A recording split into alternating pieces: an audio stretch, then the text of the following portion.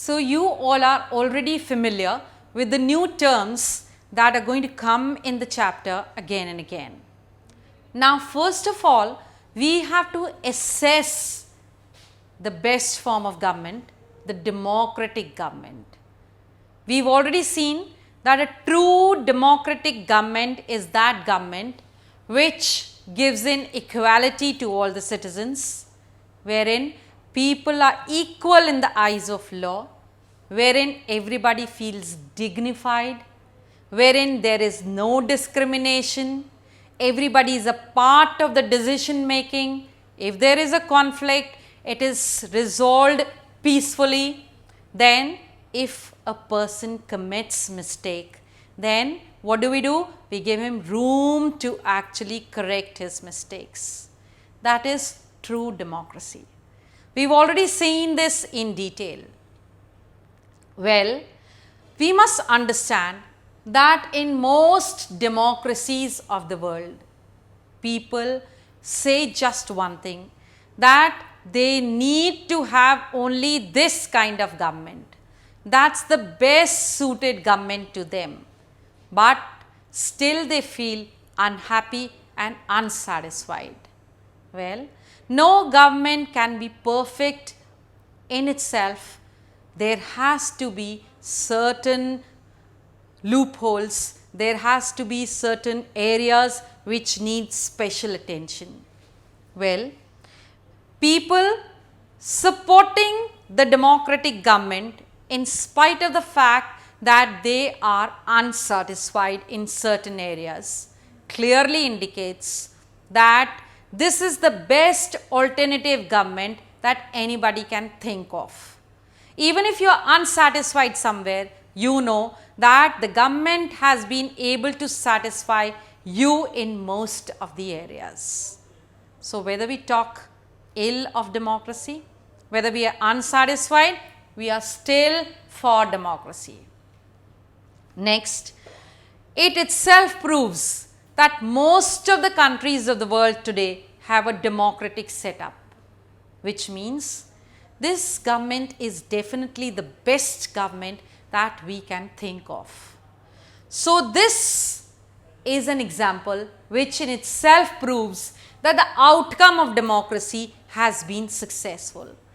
It is not that people are talking negative, people are talking unsatisfied, is that we are wanting to change this setup of government. Definitely not. We are not looking forward to any change in the government.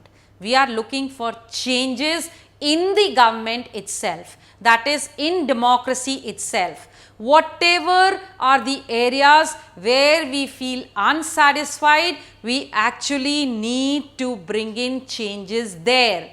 The basic framework of the government requires no change, is definitely the consent of all the people everywhere in the world. It's very easy for us to blame democracy. But who is responsible for all these conditions?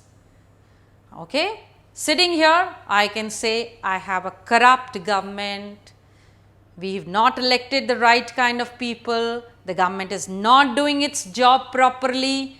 Okay, but who is to be blamed for all this? Definitely not democracy, because democracy does not encourage all this. We are to be blamed. If there are not good candidates in the country, I and you are to be blamed. Why are good, efficient people not contesting elections? Let them come forward. We will definitely vote for them, which means we are at fault. Most of us keep sleeping when the elections are going on. We get an off from the office, from the school, from wherever, and we feel it's a good day to relax. Where is that political responsibility? Why are we not performing our responsibility in order to get proper right? Go and vote, and only then you get a right candidate. Without voting, people expect the right candidate to come in power. Who is at fault? Democracy? No, not at all. It's you who has created such a condition that you are responsible for the failure of democracy. Democracy is not a failure.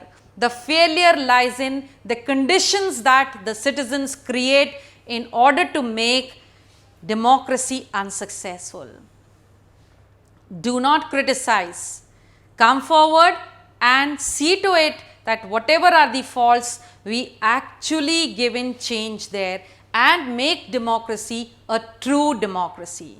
So, this is what first of all we have to understand, that people criticize but are not looking for a change, and we are responsible for all the faults which are there in the functioning of democracy. Well, I continue with it in the next clipping.